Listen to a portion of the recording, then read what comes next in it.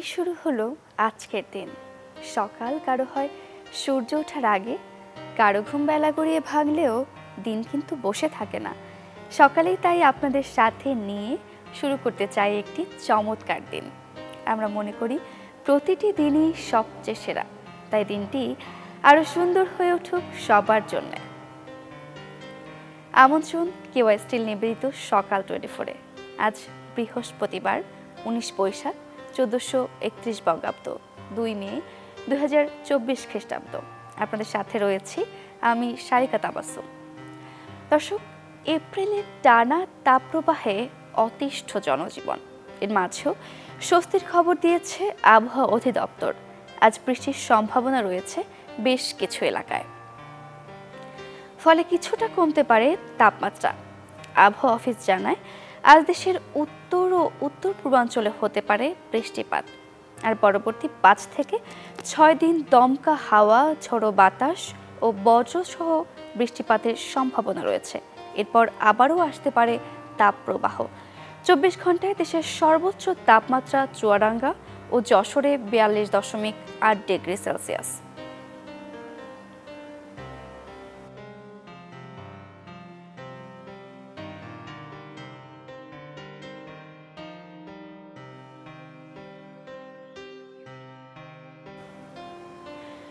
দর্শক, টানা তাপপ্রবাহের ফলে জনজীবন যেন ওষ্ঠাগত, সেই সাথে পড়ছে প্রকৃতিও, আর এর ফলে সরাসরি প্রভাব পড়ছে ফসলের ক্ষেতে।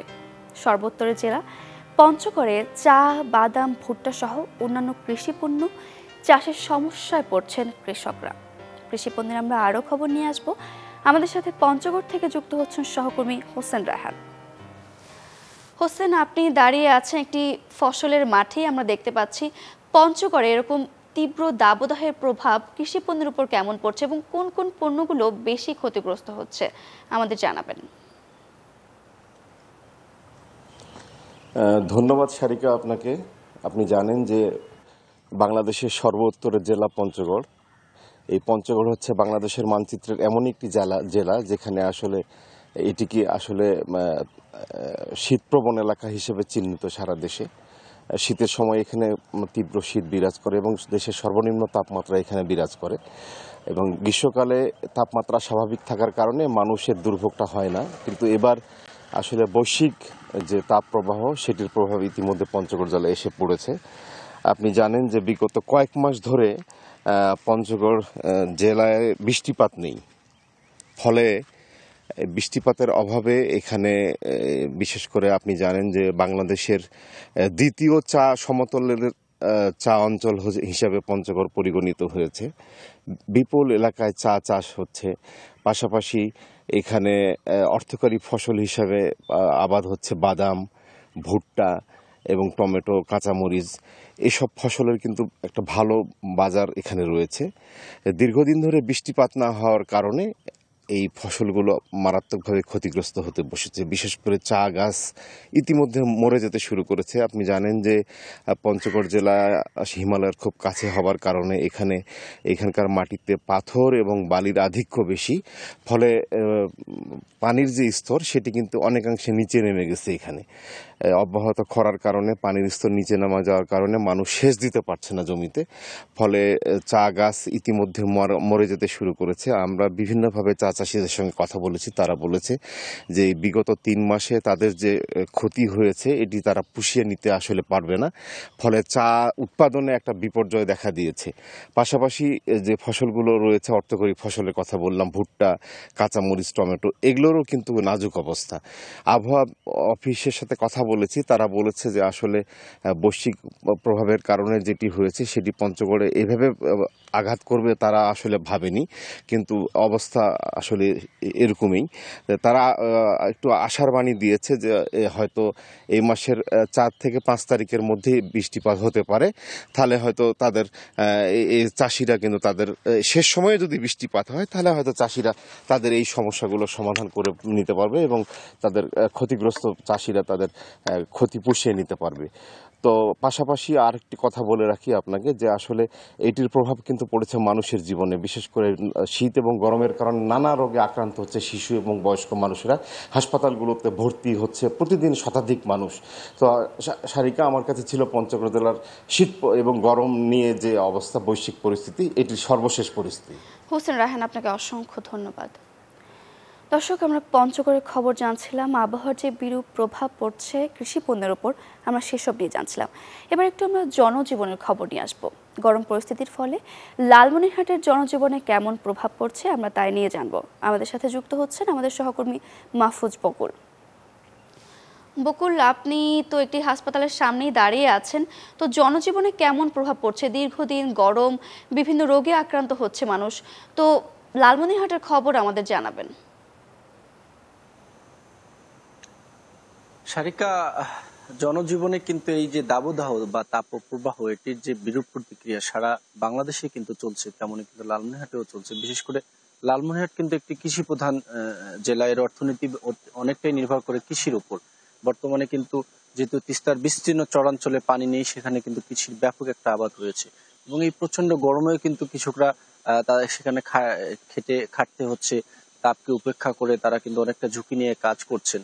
তারপর পাশাপাশি যে অন্যান্য এলাকাগুলো রয়েছে সেখানেও কিন্তু প্রচুর পরিমাণে আবাদ হয়, তারাও কিন্তু কষ্ট করছেন এবং শ্রমজীবী মানুষ যারা আছেন তারাও কিন্তু এই গরমে খুব বেশি কষ্টে কাতর হয়ে তারা কাজকর্ম করছেন তাদের দৈনন্দিন যে চাহিদা, খাদ্য চাহিদা, বস্ত্র চাহিদা, সেগুলো কিন্তু নিবারণের জন্য। আমি যেখানে রয়েছি আদিতমারি উপজেলা স্বাস্থ্য কমপ্লেক্স, এখানকার একটু যদি তথ্য আপনাকে দেই, সেটি হচ্ছে যে এখানে কিন্তু গড় প্রতিদিন, এটি একটি আদিতমারি উপজেলা এবং উপজেলা 8টা ইউনিয়ন মিলেই উপজেলা। এই উপজেলায় প্রতিদিন গড় আউটডোরে কিন্তু 400 থেকে 500 জন রোগী চিকিৎসা নিচ্ছেন এখানে বিভিন্ন ডাক্তারের কাছে, এবং ইনডোরে প্রতিদিন কিন্তু গড় 70-80 জন রোগী তারা কিন্তু ভর্তি হচ্ছেন, এখানে থাকছেন, চিকিৎসা নিচ্ছেন। আউটডোরের চিত্রটা যদি বলি, এই আউটডোরে যারা চিকিৎসা নিচ্ছে তাদের বেশিরভাগই কিন্তু শিশু এবং বয়স্ক।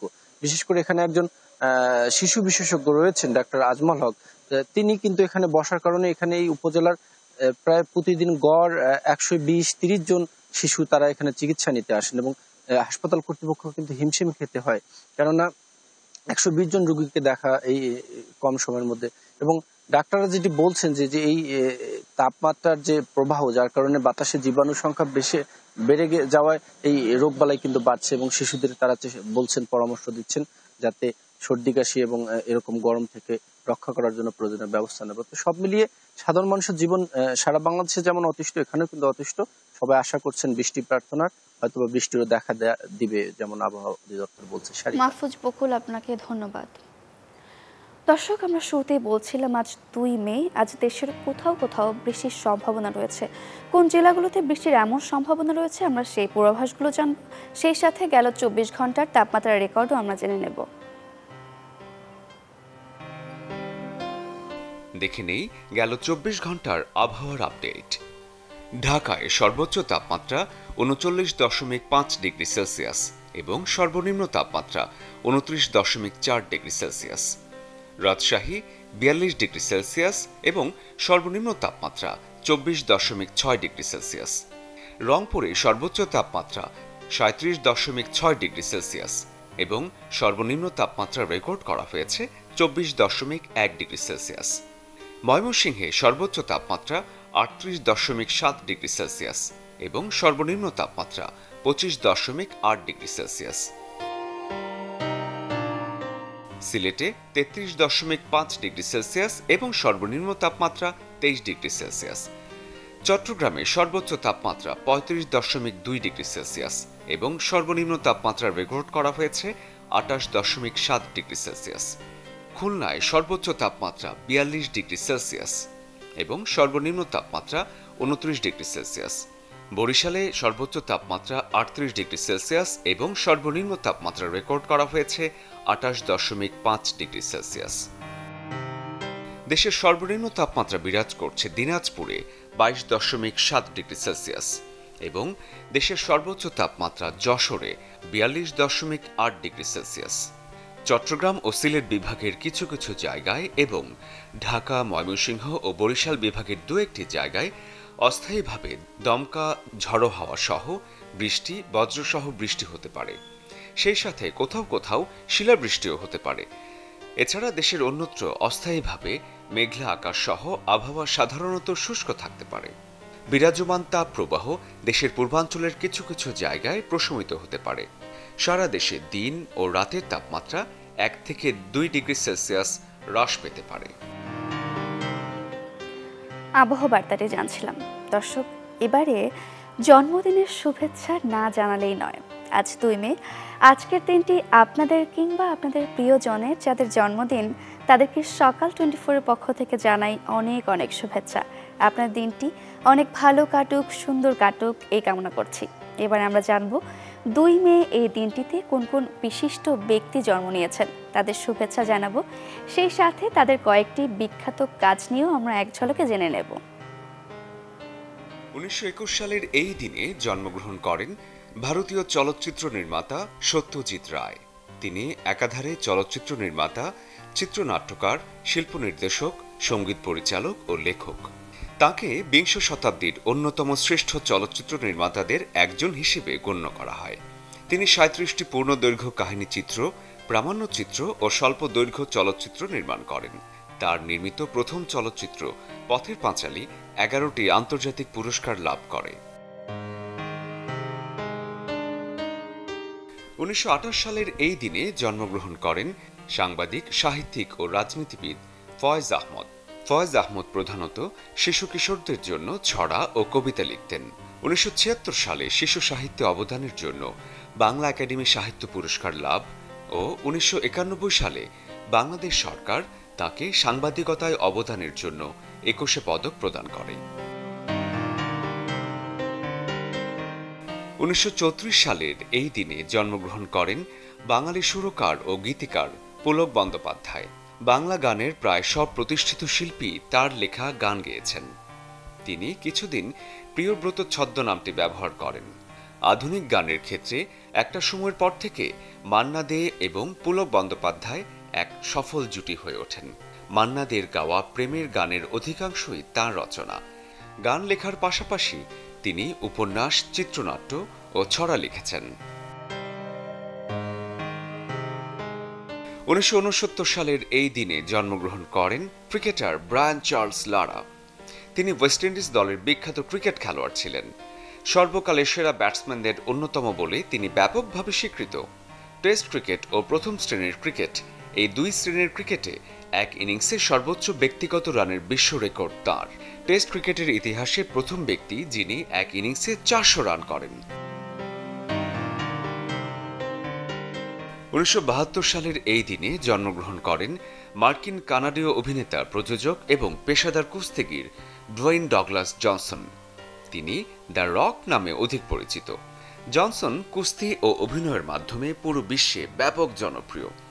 এছাড়াও ধনী অভিনেতা হিসেবে পরিচিত, সর্বোচ্চ পারিশ্রমিক নেয়া অভিনেতাদের মধ্যে অন্যতম।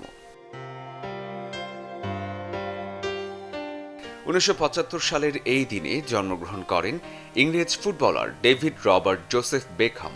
তার পরিচিতির অন্যতম কারণ জাদুকরী ফ্রি কিক এবং আলোচনার কেন্দ্রবিন্দু নিজস্ব জীবন। তিনি 2 বার ফিফা বর্ষসেরা খেলোয়াড় নির্বাচনে 2য় স্থান লাভ করেন। বেকহাম ইংল্যান্ডের ইতিহাসে অন্যতম দীর্ঘমেয়াদী অধিনায়ক। তিনি মোট 58টি খেলায় ইংল্যান্ডের প্রতিনিধিত্ব করেছেন। এবারে কেউ স্টিল নিবেদিত সকাল 24-এর সময় হলো ছোট্ট একটা বিরতির। ফিরছি কিছুক্ষণের মধ্যেই, আমাদের সঙ্গেই থাকুন। সকাল 24-এ দর্শক, আপনারা এরই মধ্যে জেনে থাকবেন গতকাল মধ্যরাত থেকে ইলিশ মাছ ধরায় নিষেধাজ্ঞা শেষ হয়েছে এবং জেলেরা ফিরছে তাদের স্বাভাবিক জীবিকায়, তাদের স্বাভাবিক জীবনযাত্রায়। আমরা এই বিষয়ে আরও খবর জেনে আসব। আমরা চলে যাব চাঁদপুরে। চাঁদপুর থেকে যুক্ত হচ্ছেন সহকর্মী শোভন আল ইমরান। শোভন, শুভ সকাল। গেল দিন থেকে তো ইলিশ ধরার নিষেধাজ্ঞা তুলে দেওয়া হয়েছে, তো জেলেদের জালে মাছ কেমন ধরা পড়ছে এবং মাছের কেমন দাম? আপনি তো আড়তে দাঁড়িয়ে আছেন, আড়ত ফাঁকাই দেখা যাচ্ছে, সেখানকার পরিস্থিতি নিয়ে আমাদের জানাবেন। শুভ সকাল। আপনি জানেন দীর্ঘ 2 মাস চাঁদপুরের পদ্মা মেঘনা নদী 70 কিলোমিটার এলাকায় ইলিশ সহ সকল ধরনের মাছ ধরা নিষিদ্ধ ছিল। ইলিশ প্রজনন কর্মসূচির আওতায় ইলিশের পোনা জাটকা রক্ষাকল্পে বিগত বছরে এই বছরও 2 মাস মাছ ধরা নিষিদ্ধ ছিল। গতকাল মধ্যরাত থেকে জেলেরা নদীতে মাছ শিকারে নেমেছে। এই নিয়ে জেলে পাড়া এক ধরনের উৎসব বিরাজ করছে। তবে নদীতে কাঙ্ক্ষিত ইলিশ না পাওয়ায় জেলেরা এক ধরনের হতাশ হয়ে পড়েছে। জেলেরা বলছেন দীর্ঘদিন পর তারা নদীতে মাছ শিকারে নামলো, তারা কাঙ্ক্ষিত ইলিশ পাচ্ছে না এবং নদীতে যে তারা নামছেন একটি নৌকায় দেখা যায় 8-10 জনের একটি টিম থাকে। এই টিমের খরচ এবং নদীতে নামা যে ট্রলারে যে তেল খরচ সেটিও তারা উঠাতে পারছে না। তো আমি এই মুহূর্তে রয়েছি চাঁদপুর জেলা শহরের অন্যতম বৃহৎ মৎস্য আড়তে। এই আড়তে বিগত সময়ে যে পরিমাণ মাছের আমদানি ছিল, কিন্তু এবারে চিত্রটা সম্পূর্ণ ভিন্ন। এখানে কাঙ্ক্ষিত ইলিশের দেখা মিলছে না, বলতে গেলে আড়ত অনেকটা ফাঁকা। এবং আমি সকাল থেকে এই আড়তে অবস্থান করছি। আমি আজকের যদি একটু বাজার দরটা জানাই, 1 কেজি থেকে 1.5 কেজি পরিমাপের যে ইলিশটি রয়েছে সেটি বিক্রি হচ্ছে 2200 থেকে 2300 টাকা দরে। আর 800 থেকে 900 গ্রামের যে ইলিশটি রয়েছে সেটি বিক্রি হচ্ছে 1500 থেকে 1600 টাকা দরে। আর 500-600 গ্রামের ইলিশটি বিক্রি হচ্ছে 1100 থেকে 1200 টাকা দরে। তো ব্যবসায়ীরা বলছেন দীর্ঘদিন নদীতে মাছ শিকার নিষিদ্ধ থাকার কারণে অনেক সময় অনেকটা নিস্তেজ ছিল চাঁদপুরের বৃহৎ মৎস্য আড়ত। কিন্তু গতকাল থেকে নদীতে জেলেরা নামলো, কাঙ্ক্ষিত ইলিশ না পাওয়া, ইলিশের সরবরাহ একেবারেই কম এবং আড়তে অনেকটা যে মানে ব্যবসায়ী এবং যে শ্রমিকরা আছেন তারা অলস সময় কাটাচ্ছেন। তবে জেলেরা বলছেন যে এইভাবে যদি ইলিশের দেখা না মিলে তাহলে তাদের পরিবার পরিজনে বেশ কষ্টের দিন অতিবাহিত করতে হবে। এই ব্যাপারে আমি চাঁদপুর জেলা মৎস্য বিভাগের সাথে কথা বলেছি। তারা যেটি জানিয়েছেন নদী বৃষ্টির যদি ঠিক মতন হয় তাহলে মাছের উৎপাদন বৃদ্ধি পাবে এবং ইলিশের সরবরাহ বৃদ্ধি পেলে দাম অনেকটা সাধারণ মানুষের ক্রেতা সাধারণ নাগালের মধ্যে চলে আসবে। তো এই ছিল চাঁদপুর থেকে সর্বশেষ খবর। শোভন, আপনাকে ধন্যবাদ। দর্শক, চাঁদপুর থেকে ইলিশের বাজার পরিস্থিতি নিয়ে জানছিলাম। এবারে আমরা গরমের আরও একটি প্রভাব নিয়ে জানব। দর্শক, প্রতিদিনের রেকর্ড ছাড়িয়ে যাচ্ছে আবহাওয়ার তাপমাত্রা। সবুজ নগরী খ্যাত রাজশাহীতেও তাপমাত্রা ছাড়িয়েছে 43 ডিগ্রি। এমন অসহনীয় গরমে শুধু মানুষ নয়, অতিষ্ঠ প্রাণীগুলো। গাছের ডাল থেকে পড়ে মারা যাচ্ছে পাখি, হিট স্ট্রোকে মারা যাচ্ছে খামারেই ইঁদুর আর মুরগি। বছর 3 ধরে ইঁদুর পালনে ভাগ্য ফিরিয়েছেন রাজশাহীর কাটাখালী পৌর এলাকার যুবক মামুন। কিন্তু এবছর তীব্র গরমে তার ইঁদুর খামারে উৎপাদন কমেছে অন্তত 80%।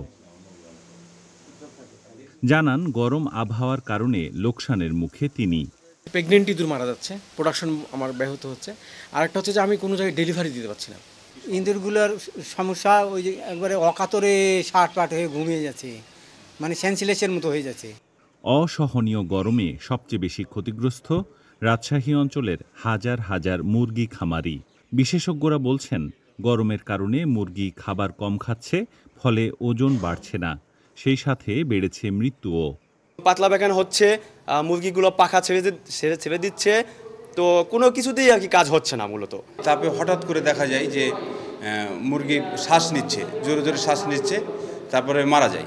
অত্যাধিক তাপের কারণে আমাদের যে মুরগিতে বিশেষ করে তার যে খাবার খাচ্ছে না, প্রচুর পরিমাণে পানি খাচ্ছে এবং পেন্টিং হচ্ছে, তার যে ধোকানো বা ধকলটা বেশি হওয়ার কারণে প্রচুর পরিমাণে মুরগি মারা গেল আর কি। দাবদাহের প্রভাব পড়েছে গাছে আশ্রয় নেওয়া পাখিদের ওপরও। চলতি সপ্তাহে তাপমাত্রা চরম পর্যায়ে পৌঁছানোর পরপরই পাখির বাচ্চাগুলো গাছ থেকে নিচে পড়তে শুরু করে, যাদের বেশিরভাগই মারা গেছে। গত 3 দিন ধরে আমি লক্ষ্য করছি এখানে আমাদের অফিসে যে অনেক পাখি পড়ছে, উপর থেকে পড়েই মারা যাচ্ছে। আবহাওয়া অফিসের তথ্যে 52 বছরের মধ্যে রাজশাহী জেলায় চলতি মৌসুমে সবচেয়ে বেশি তাপপ্রবাহ বয়ে যাচ্ছে। আবরার শাইর, চ্যানেল 24, রাজশাহী। দর্শক, জলবায়ুর এই পরিবর্তনের কারণে পুরো বিশ্ব জুড়ে ঘটছে নানা প্রাকৃতিক দুর্যোগ। বৈশ্বিক তাপমাত্রা বৃদ্ধির কারণে হিমবাহের বরফ গলে পড়তে শুরু করেছে সমুদ্র পৃষ্ঠের উচ্চতা। এমন পরিস্থিতিতে বিশ্ববাসীকে সতর্ক বার্তা পৌঁছে দিতে ইতালিতে আয়োজন করা হয়েছে একটি ভিন্ন ধর্মী আলোক উৎসব। আলপাইন লাইট শো নামে এই আলোক উৎসব ইতিমধ্যে সাড়া ফেলে দিয়েছে পুরো বিশ্বে। আমরা একটি প্রতিবেদনের মাধ্যমে দেখে আসব। জলবায়ু পরিবর্তনের প্রভাবে গলতে শুরু করেছে হিমবাহ। এক দশকে যেভাবে হিমবাহের বরফ গলছে তাতে ভবিষ্যতে বড় বিপর্যয়ের মুখে পড়তে পারে বিশ্ব। কলম্বিয়া বিশ্ববিদ্যালয়ের আর্থ ইনস্টিটিউটের গবেষণা বলছে 21 শতকের শুরু থেকে বাড়তে থাকা তাপমাত্রায় দ্রুত গতিতে গলছে হিমালয়ের বরফ। হিমবাহের বরফ গলার এই অশনি সংকেত নিয়ে সচেতনতা বাড়াতে ইতালির ব্রিক্সেন শহরে আয়োজন করা হয় ব্যতিক্রমী আলোক উৎসব। এবারের উৎসবের থিম ছিল হিমবাহের গলতে থাকা বরফ। ষষ্ঠ বছরের মতো আয়োজিত বার্ষিক আলোক উৎসবের লক্ষ্য জলবায়ু পরিবর্তনের বিরূপ প্রভাব নিয়ে বিশ্ববাসীকে সতর্ক করা। একটা গুরুত্বপূর্ণ বিষয়কে ব্যতিক্রমী উপায়ে তুলে ধরা হয়েছে। আমার মনে হয় শিল্পের মাধ্যমে বার্তা ছড়ানোটা অনেক সহজ। আশা করি বিষয়টি মানুষের মস্তিষ্কে অনেকটা সময় ধরে গেঁথে থাকবে। এই বিষয়ে আমার ব্যক্তিগত মতামত হলো, হিমবাহ গলতে থাকায় আমরা এমন কিছু হারাচ্ছি যা আর কখনোই ফিরে পাবো না। এই বিষয়টা আমাকে মাঝে মাঝে খুব উদ্বিগ্ন করে তোলে। যুক্তরাষ্ট্র, Germany, Italy, Austria, France, Colombia সহ 17টি দেশের আন্তর্জাতিক শিল্পীদের ছোঁয়ায় রঙিন হয়ে উঠেছে এবারের ব্রিক্সন ওয়াটার লাইট ফেস্টিভ্যাল, যা চলবে 12 মে পর্যন্ত। মোর্শেদ শোভন, চ্যানেল 24। দর্শক, এই ছিল কিউআই স্টিল নিবেদিত সকাল 24 আজকের আয়োজন। দেখা হবে নতুন ভোরে নতুন নতুন সব তথ্য আর নতুন নতুন সব আয়োজন নিয়ে। সে পর্যন্ত ভালো থাকুন, সুস্থ থাকুন। সবাইকে শুভ সকাল।